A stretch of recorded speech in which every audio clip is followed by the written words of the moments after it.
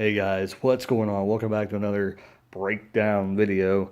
And today I have an awesome question I kind of want to draw from and ask you guys what you think. And I want people to kind of make their comments down below and let me know who you think would be some great legends to come back. So this is fantasy booking. Legends that could come back and make an impact in the WWE. And I think that this is something that is not necessarily going to happen when Vince McMahon is in charge. I think it's going to be something that's going to happen when, Triple H kind of takes the helm, or Stephanie or Shane takes the helm, whoever ends up taking the helm. I think Triple H will be an integral part in saying, hey, well, this is what we need to do since Vince is gone now.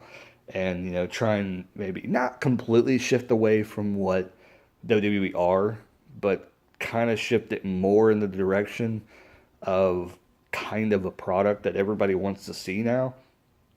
I think that it just takes the mainstream people to kind of be able to accept what kind of wrestling. But there's also traditionalists out there that who are huge wrestling fans that will not want to watch the Ring of Honor kind of type stuff. So, with that being said, I think Shane Douglas would be a great person to bring back to WWE, have him be kind of a corporate wrestler, or kind of a guy who could, help to bring wrestling into the 21st century, and kind of be the guy that would really help wrestlers, I guess, talk.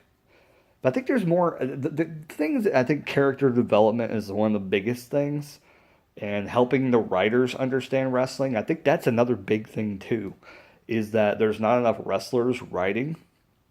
And we don't necessarily need writers to be completely knowledgeable of pro wrestling and its history. You just need to bring them in and kind of show them, some great examples. And I think people who understand the business a lot can show them the right matches and say, this is what a wrestling match should be like. Here's another match. This is what it should be like. Watch this. Watch all the promos. And then we'll see if we can get you a job after you write a good storyline for SmackDown, and have them be kind of entry into SmackDown before they go to Raw. I think that would be the epitome of what they need to have going on, is that when they have a writer, have, multiple writers being hired at the same time, and just kind of have writers just on hire who are working at the office doing other things, but also have that kind of a side job is to write storylines. And I think the ultimate thing that WWE needs to do is, have a competition between the writers of who can write better storylines and send them in to Vince McMahon or whoever's in charge to let them know what they do. But I think Shane Douglas is somebody that's really good. Mick Foley is also somebody really good who I think could be, but so I'm talking more about somebody that's going to be kind of an on-screen presence and be kind of like Michael Hayes was with the Hardy Boys, is that he would come out with them and kind of be the manager. And I think that's more of what I'm talking about, is who could be a good manager. And I think Shane Douglas is one of them. So I guess I kind of got astray talking about writers, but more I'm talking about, I guess, what past legends could come in as managers and really kind of help somebody out. I also had the idea of Steve Austin, but I think he's a little bit too big for that. But maybe down the road, Austin would actually think about doing that.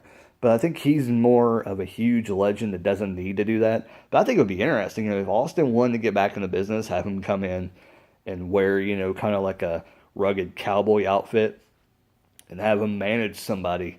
If there was a guy that was going to kind of be like JBL or something like he was back in the day with like Justin Hawk Bradshaw when he first came in, I think a guy like Dutch Mantel.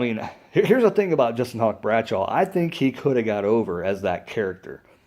I think more he could have got over as that character than he got over as JBL. It was just the wrong timing. He wasn't there during the right period of time. And I think if he would have came in with that character like 6-7 years later, after the Attitude Era had ended, he would have been a major player, I think. I think he would have been a major character in the WWE. So with that being said, somebody like a Stone Cold could come in and be a rough, rugged guy and kind of lay down, I've got some badass cowboy I'm bringing in from Texas, and we're going to, rough shot over the WWE, And the way, Austin talks, it's just notorious. And you bring a guy right alongside Steve Austin who has decent mic skills that could be developed over a year or two with Steve Austin. I mean, that would be great. And then move Steve Austin on to something else after that. Even if you were just using to get one guy over that you thought had potential, he just needed a little bit extra mic thing. It'd be cool to bring Austin back, I think, for that. The other guy was Shane Douglas. Shane Douglas is a guy who I think could lead a faction. And I think would be interesting to see maybe him with Undisputed Era. That would be an interesting kind of an idea. But the idea behind Undisputed Era, I think the original idea was to act like they're all Ring of Honor guys coming into WWE as kind of like an invasion angle. But I really don't think that that's what they're going to do with them. That'd be interesting if they did something like that, where they acted like they were Ring of Honor guys coming into the company. But you would know otherwise if you watch NXT. But I do think that they understand now that NXT is part of kind of kayfabe, but kind of not. Because there's wrestlers sometimes they come up and they'll be completely different than what they were in WWE. But for the most part, pretty much kayfabe is, pretty consistent now with NXT. They don't really want to go to the history of NXT too much. They don't really talk about that, which I think is pretty stupid because it could have really helped Finn Balor's career. It could have really helped Kevin Owens' career. And they kind of had to reference Kevin Owens because he came in as the champion and I think challenged John Cena. And then by the time he was in the company, still fighting John Cena, they had to kind of reference this for that short amount of time. But yeah, I think Douglas could be, for some reason I get that in my head, that Shane Douglas should be in the WWE right now managing somebody. I don't know what he would manage, but I'm just thinking of a tag team that really needs something, And I don't think it would be the Revival, because I think that's what first pops into my head, but that wouldn't fit, because he was always about, like, screw the traditionalists, this is Extreme Championship Wrestling, blah, blah. That was his whole gimmick.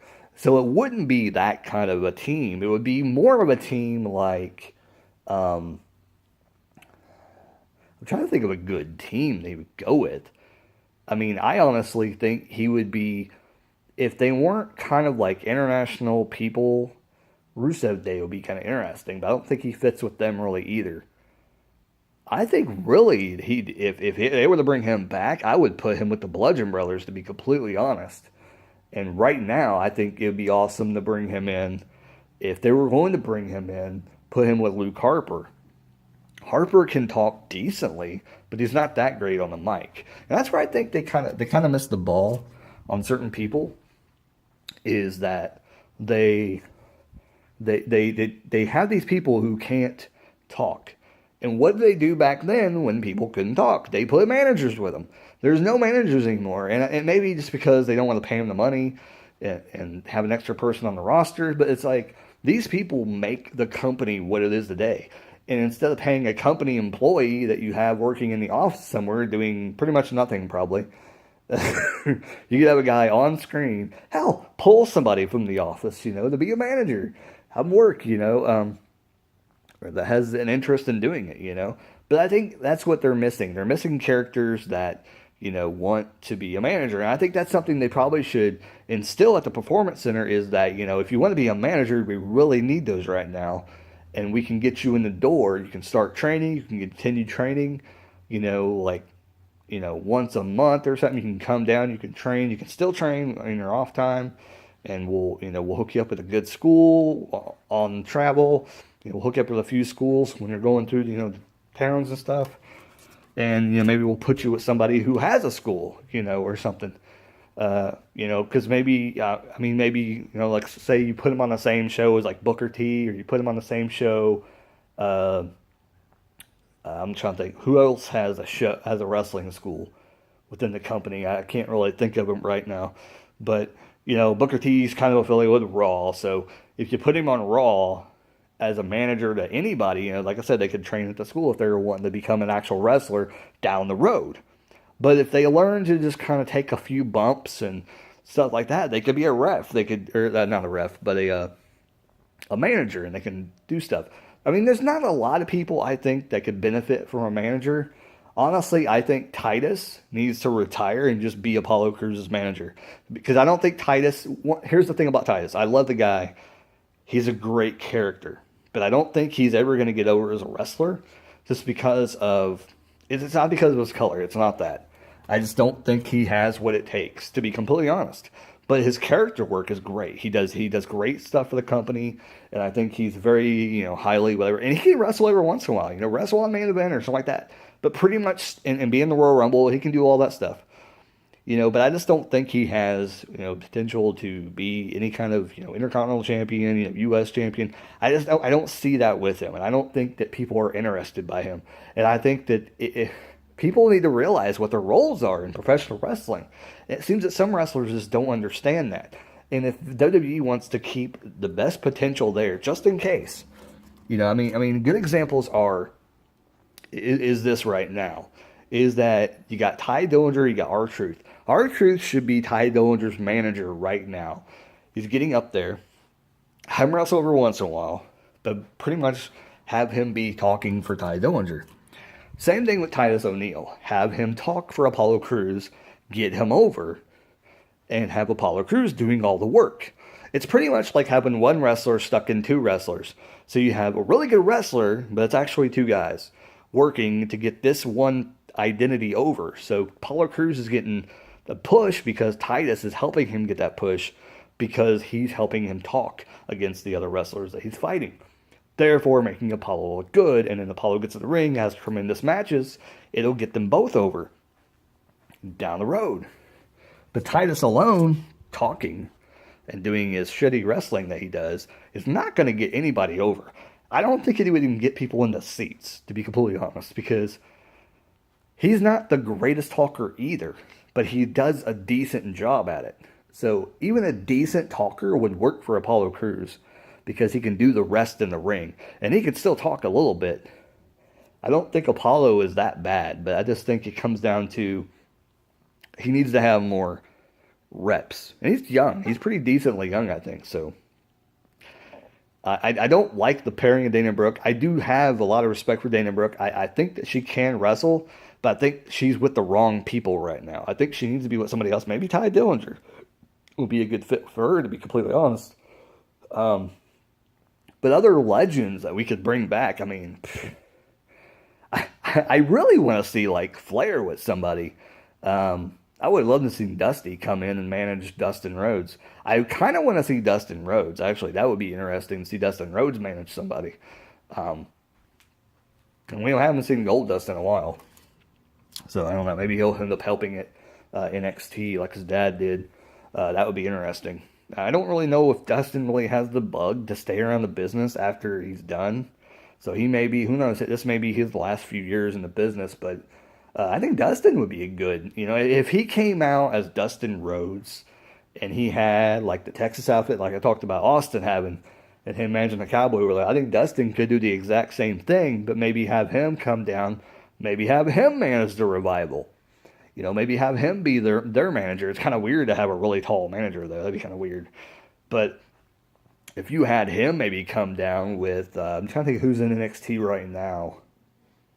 Maybe the Mighty. That probably wouldn't fit. That probably wouldn't fit at all. I do think the Mighty might actually benefit from having a manager. And you know what? Maybe Dana Brooke might actually be good with the Mighty if they come up and they come up to Raw. Have them attack, because I think the Mighty is going to be one of the next tag teams to come up, because they can't really do anything more with them. I don't think SmackDown needs them. They need more tag teams on Raw. But Raw's got a big locker room too, so they probably actually might use them on SmackDown. I don't know. I don't know, but I always hear people. This is the complaint I keep hearing. It's like, they don't have enough yes, they have enough tag teams. They have plenty of tag teams. They're not doing anything with them. It almost gets to the point to where, do they need to have a second tag title? Do they need to have more titles? But it keeps coming down to, I just think they need to have another brand, because they're going to get, I talked about this before, they're getting overcrowded. They're getting way too many wrestlers, and they're either going to have to let some go, or they're going to have to do something to make them all get a shot. They're not. And I think the idea is really starting to show up, and I really kind of think they're heading in that direction. Is I think they're kind of hearing comments from the universe, the new universe, and I really think that they're starting to get kind of the thought process going on, okay, what's New Japan doing? What's Ring of Honor doing? They're doing something right because they're causing a huge buzz and they're making this is the thing that people need to think about with the WWE. They don't pay attention until somebody starts to make a loud noise over here. What happened with ECW? They started to make a loud noise over here with Extreme Wrestling. They started paying attention. All In happened. It just happened, like this past Sunday. Just happened. They're making a loud noise over here. Vince is going to look. He's going to go, what are they doing? What are they doing that we're not doing? What can we change about our product that we're willing to do? Are they willing to do extreme pile drivers on the top rope and stuff like that? No, they're not willing to do that. Impact's not really making a huge buzz right now for WWE to pay attention to them, but I don't think that they're not even paying attention to Impact right now. Probably, most likely not. But if wrestlers come from there and they can watch their product and they can tell if they were a good wrestler or not, they'd probably be interested. They signed somebody to wrestle in the Mae Young Classic, so yeah, I have yet to watch that. Something about the Mae Young Classic, I just don't know about it, man. I start to watch it and I just get bored with the product. I just get bored with it. And I think the thing is that the hype in the hype videos beforehand, they're just not as good as the Cruiserweight Classic to me. And it's not that they're girls. It has nothing to do with that. But it's like they have the wrong people go over. It's like last year. It made me mad because, and it's going to happen the same because I already saw the results. And I don't even know if I want to watch the Mae Young Classic this year because I already saw the results, what happened. I should have did it last year, but I didn't want to be ruined. And then it made me mad when the women that I was getting hyped behind, when they did the videos, I would get excited. Okay, well, I hope she wins. I really, really like her. Abby Lath, eliminated. Was eliminated last year. There's somebody else that was in it too that liked her. She got eliminated. And some people that really should have got pushed, they really kind of should have went farther. Just because they had a cool look to them, And that's the thing, too, is like WWE doesn't look at how these people look like. That should be the first thing they look at, past the potential of them wrestling. But it's like, they have these people who look amazing. Like, if you were thinking about, like, these people would be amazing video game characters, we want to put them on our video game in the next coming years, because they're cool looking, and we want them on our program because we like that kind of character that they look like. You'd think that'd be one of the first things they look at because they got everything right now, so why don't they try to get something unique? But they have Chinese women that, Zeely or whatever, I don't know if she was in it this year again or not. I think she is. They had her, they had some other people. Why wouldn't they want the unique? No, they went for the people that look like the other people. It's like, it doesn't make any sense to me why they don't want. And there was the one girl, I think, that's in it this year. Again, the Mae Young Classic. They didn't want her. But anyways, going back to this thing, I guess when they were making a boom, the indie scene is making a boom, one thing that I think they're paying attention to is the factions thing. There's factions going on. There's Bullet Club. There's, now there's, what's it called? Well, there's the Elite, too, within the Bullet Club. But there's also Chaos in New Japan and things like that.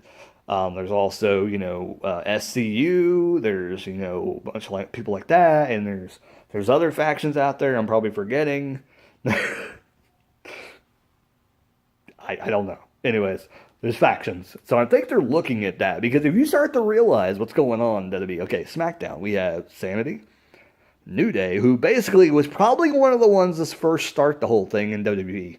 And then they're probably looking and go, that's pretty cool. And I kind of wonder if Triple H didn't create Sanity for that reason. Because I think Eric Young, wasn't he one of the last guys to join? I think he was one of the last guys to join, I thought. Because I thought it was just Killian Dane. I never even seen him with that other guy before, so I've never even seen him with him. And then he's not even there anymore. Sawyer Fulton or whatever, I've never even seen him, I don't think, before. You know, I'm probably talking out my ass about the Eric Young thing though. But then he has Sanity. So I wonder if Triple H is like, New Day's doing pretty good. Why don't we make another faction? But then now we've got, the Shield came up, after New Day happened, I believe. And then now we got Undisputed Era, which is a 4-man group. We have British Strong Style, who is pretty much, I don't know how long it's going to take them to get to the main roster. I would assume they'll get there eventually. Probably within the next couple of years, they'll be in the main roster. And they're going to be huge. I'm telling you right now, if something happens and they let British Strong Style go, they might as well sign their death warrant. Like, they're going to have competition from somebody then. Whoever, if Impact ends up getting British Strong Style because WWE screws up and doesn't put them on the main roster quick enough before their contract ends, there's going to be a problem. There's going to be a problem because if Impact gets British Strong Style, it's done. Because they're going to put on some hell of a matches. Because all they're going to have to do is break them up. I don't know why I was showing you my eyeballs. Hi. But all they have to do is break them up and have Pete Dunne and Tyler Bate put on incredible matches. They'll have a whole world watching. And then from there, it's just whoever WWE drops, Impact's going to pick up. And they're going to start to run with the ball again. And that's the thing. Impact is going to get back to a state. And I said this a long time ago. It's like people just let it do what it's got to do. Watch it from afar. Don't be too invested in it. It's probably going to come back. Because they did this before where they almost failed. And now they got to such a failing factor that other people had to step in and buy the product. And that's all it took. I don't think it was Dixie Carter. I think it was done. When Aces and Eights was going on, it was already in a downward trend. People stopped caring about it because they weren't doing what they needed to do. They were having wrestlers. They let AJ Styles leave. It was just all this crap. Like, they were not, I don't know what they were doing. They had no idea what they were doing.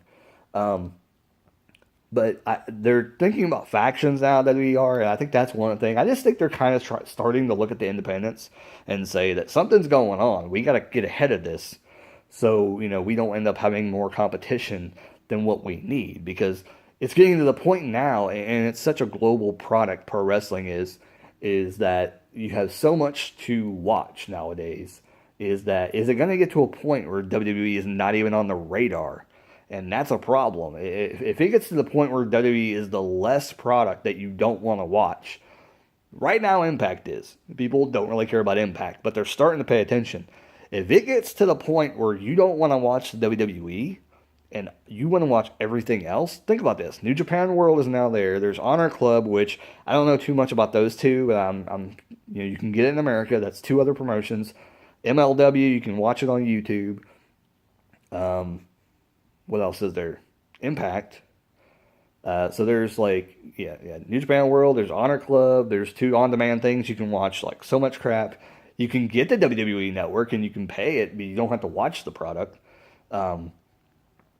Because if they even add one more thing to WWE Network and people start to dislike the product, it's done. That people will just stop paying for it, or they'll just pay for the $9.99 just to pay, or whatever it costs to get the library. That's what people are going to do. They're just going to pay for the library access.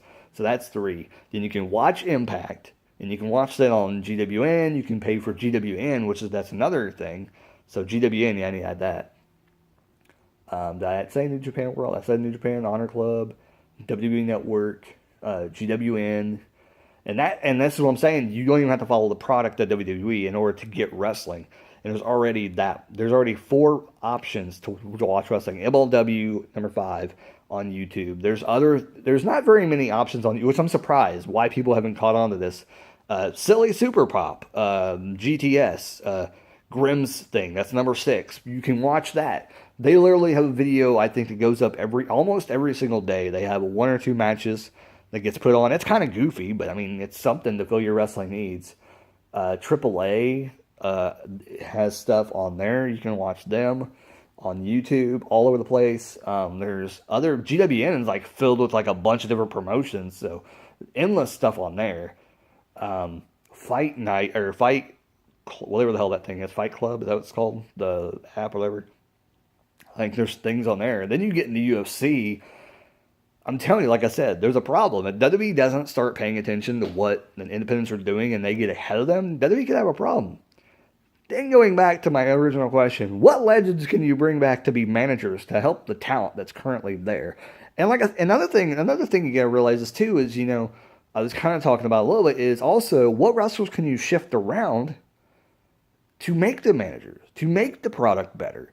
Like I said, this is what wrestlers need to know the role that they need to be in. If they're not working as wrestlers, if WWE can't see them as wrestlers, maybe they can put something in their contracts and say, hey, I'll do this, but if I'm not happy, then let me leave under a certain amount of time before you go to the main roster. Because I wonder if they have to sign a different contract when they go to the main roster. I'm assuming that's probably what happens. You probably sign an NXT, and then when you get ready to go to the main roster, you probably sign another contract. But with that being said, I've kind of ran 25 minutes. I kind of like to talk long on these videos, though, and kind of just talk my opinion and things like that, what I think. I could get cut off anytime, too, because my wife could text me or video call me like an idiot. She does it sometimes. And it just irritates me the more I watch wrestling. It's like, I could come up with better ideas than these people. Like, I don't understand how a wrestling fan could walk into Vince McMahon's office and book the entire Monday Night show for the next 3 years. And it would still be more entertaining than what they do right now. I have no idea what they think we want, but they can't book anything for shit half the time. So I don't understand. They give us the same thing every week. I mean, really, if you think about it, ADD is one of the biggest things that's going on right now with people in society because they always want something exciting. Something has to happen right now. We want it right now. We want it now. We don't want to wait any more time for it. So for them to have slow talking segments, talking in the ring, talking over here, barely any matches, dude, go. Put the matches in the ring. Go. Talk a little bit in the back. Get to the ring. Fast. I don't even care if they have short, 3 or 4 minute matches. Get them to the ring. Get everybody out there. Everybody on the roster should have some form of thing in the night. I don't care what it is. I don't care if they're jumping somebody, if they're having an all-out brawl in the back. Put factions together. Start doing this stuff. Get them working. Jesus. It's like you have all these wrestlers. You have tremendous talent on both rosters. NXT, 205 Live. Why isn't 205 Live on Raw? Why aren't they letting them go out and have matches on Raw? You're just missing opportunity there. Having Cedric go out there and fight Lince Dorado in a number 1 contenders match for, when he drops the belt soon, which I hope he drops to Drew Gulak. Having Cedric go out and beat, have the finals of a tournament from 205 Live on Monday Night Raw instead of on 205 Live. That should be the ultimate goal. Not leaving it on 205 Live where nobody's going to watch it. Because that's a problem. It's a problem. And eventually 205 Live is going to go away. Then all the cruiserweights are going to go away. Or they're going to be shipped off to Raw, or they're going to be jobbed out to freaking Braun Strowman. That's what happened in WCW. You don't want it in WWE. Where they're mixing with the roster, which that becomes kind of bad. I like the way they're doing it now. I just wish 205 Live had its own thing. Get in their own arena. I mean, let's think about this from the perspective of this. I think, in my humble opinion, they should have another brand. And this is what it should be. NXT should have its own arena. Set down land. Get them their own place to be. When they do their takeovers, they go on the road. Have them go on the road 2 or 3 times a year, very limited, so that it's a big deal when they go on tour. Then, give 205 Live their own arena as well, just like NXT, but 205 Live has their own arena. That way, a lot of the cruiserweight people that come through NXT can go to 205 Live in a quicker manner. Lio Rush would have already been on there after about a couple months matches on NXT. He would only probably had a couple matches on NXT TV. Once he knows direction, camera, whatever, the basics of what they need to learn, send him to 205 Live. Have him have amazing matches. Have him have a 2-hour show that's pre-recorded. They have a separate team of production people. Maybe have people that work on NXT for a couple years. Go there and produce the show Maybe have people from SmackDown work double duty for a while just until they get trained up. Maybe they do double duty. They have volunteers from SmackDown or Raw that want to get paid a little extra money, go to this arena, and they record tapings just like NXT ahead of time. I think it'd be interesting, at least until they get trained up, and then they can start doing live stuff because they're training up the thing. And that's the thing about it not being live. That would be a problem. Hence why they need to rebrand themselves and not call themselves 205 Live anymore. It's kind of stupid. Because if they ever want to go taped again, what are they going to call the show? 205? Yeah, tune in to 205 to see who's going to challenge Cedric for the Cruiserweight title. Does that make any sense to you? 205, that's kind of a stupid brand name. Why are they doing that? That's dumb. I don't know who came up with that, but they need to come up with brands. Even if they had, like, contests where, like, people wrote in to say what the new brand's going to be called. And then, here's my other idea. They need to have another brand that's kind of an offshoot of NXT. Here's the reason why they need to have an offshoot of NXT. You get guys like Street Profits. You get guys like Authors of Pain. You get guys like Ty Dillinger. You get guys like Mojo Rawley, who you send up to the main roster, they're not doing anything with them. I talked about this in the previous video, but if you didn't check that out, I'll talk about it briefly here. That way, if you make another brand and you have it be like 205, what I just talked about, where they have their own production crew, and you have your own arena where you pick an area where there's a big wrestling fan base, like Chicago or whatever, and build an arena where they can go, they can have their own show, make it a pretty nice arena. It's not going to house a lot of people. Make it a 10,000 seater or even like a 5,000 seater. Make it a small, intimate setting. Make it like a 5,000 seater or even you want to make it big enough so people can come and see the show, but you also don't want to make it too big. So I would say make it a 5,000 seat venue and make the same thing kind of for 205. And then have them, sell tickets. And it's not going to be like, make it to where the seating is good in terms of production. When you show the crowd, it's not going to look that bad. But also, be aware you're not going to sell all the tickets probably. Because it's going to be a new brand. But, like I said, then you got these wrestlers who are willing to be taught. You get bookers on there that are being trained in NXT and all that other stuff. They should do that. They should just do that. Anyway, comments down below what you think about what I said. I'm running out of time. Hope you guys enjoyed the video. Like, comment, subscribe, all that good jazz. Catch you guys later. Keep rocking and keep on watching wrestling. Later.